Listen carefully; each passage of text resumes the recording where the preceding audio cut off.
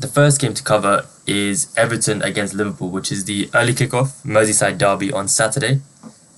Both sides were in and amongst the goals midweek as Everton beat Wolves 4-0, finally sort of overperforming their expected goals by quite a decent margin as well.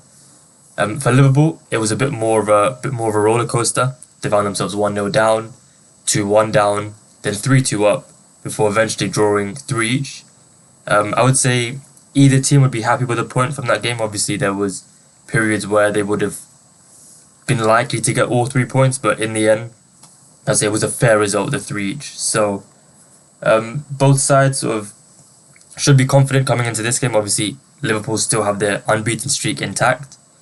Everton coming off the back of a very important victory for them. They were sort of under a bit of pressure with Daesh, and it was a convincing win against a fellow relegation rival. So they should be confident coming into this Merseyside derby. And because of that, the first angle that I quite like is actually the Everton shot line. I think it looks quite low on the surface. Naturally, it will be against the league leaders. But Liverpool did just concede 17 shots against Newcastle away. They didn't look too comfortable at the back, especially with the sort of Quansah-Gomez partnership. Didn't look that comfortable, to be honest. And Konate is still out, so I would expect maybe Trent to come into the lineup, one of the two of Quansah or Gomez to drop out. But I don't expect too many sort of change. I think Konate will have a big influence when he does return next to Van Dijk. And I think Everton will sort of fancy their chances here. Obviously, they play quite a direct physical game, and Konate would have been ideal to sort of counteract that, but the Frenchman is obviously unavailable. So the sort of main angle or main line I would suggest for this one is for Everton to have 8 or more shots and to pair that with 3 or more corners.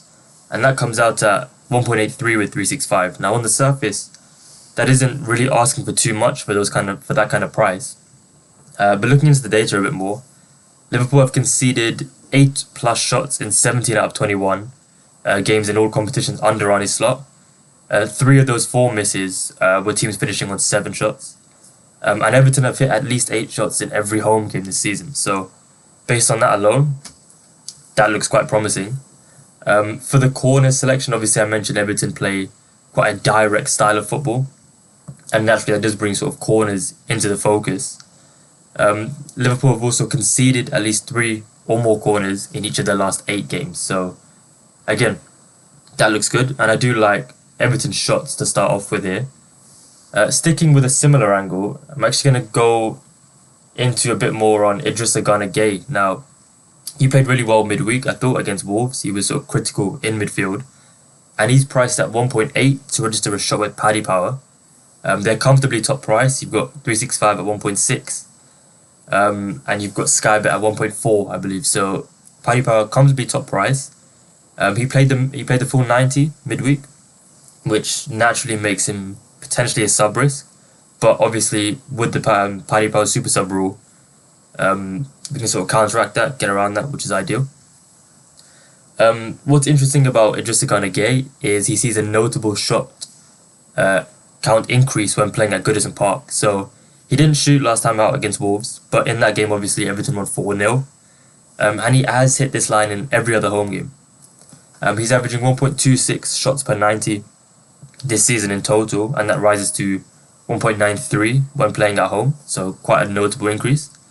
And it was a similar sort of narrative last season, as he had 1.14 shots per 90 in the league in total, and that rose to 1.52 per 90 when playing at home. So he seems to sort of find his shooting boots when he's sort of buoyed on by home support, seems a bit more confident. And he landed this bet last season against the likes of Arsenal, Spurs, Chelsea, Newcastle and Liverpool. So he had a shot and it was on target against Liverpool in this fixture last season. So 1.8 with the sort of assurance of Paddy Power, super sub rule. Hopefully we get a positive game state for Everton shots. But that is a sort of early angle that I do quite like.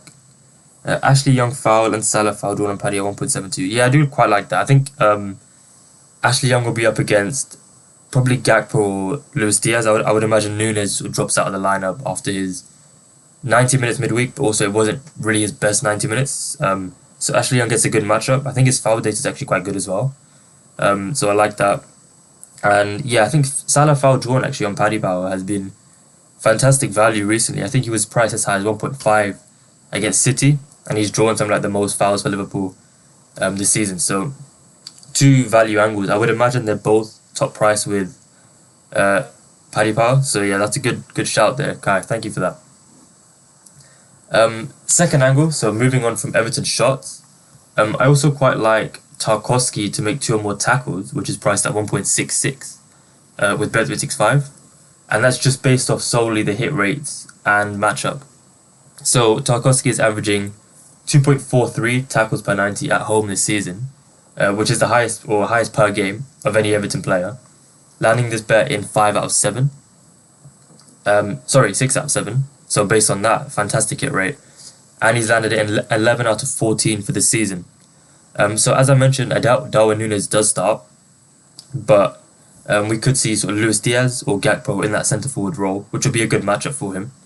I think just against Liverpool in general, he should have plenty of defensive work, especially if Liverpool had to take the lead early, which is likely. I think we sort of see maybe a bit more open game where Tarkowski is a bit more exposed, which would be obviously ideal for tackles. So just based on that, I wouldn't have this price anywhere near 1.66. I would say a fairer price would be 1.4 or something along those lines.